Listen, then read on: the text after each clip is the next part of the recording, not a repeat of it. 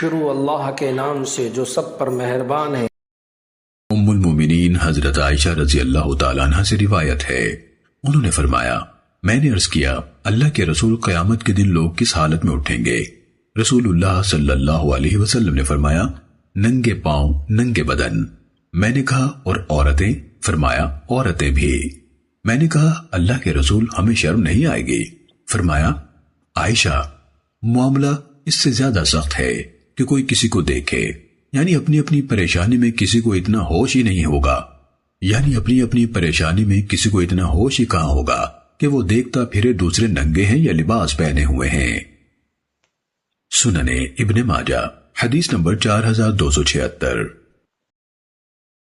حضرت ابو موسیٰ اشعری رضی اللہ تعالیٰ عنہ سے روایت ہے، رسول اللہ صلی اللہ علیہ وسلم نے فرمایا، قیامت کے دن لوگوں کی 3 پیشیاں ہوں گی، 2 پیشیوں میں تو بحث مباحثہ بھی ہوگا اور معذرتیں بھی پیش کی جائیں گی، تیسری پیشی میں اعمال نامے اڑ کر ہاتھوں میں آ جائیں گے، کوئی اسے اپنے دائیں ہاتھ میں لے گا اور کوئی بائیں ہاتھ میں۔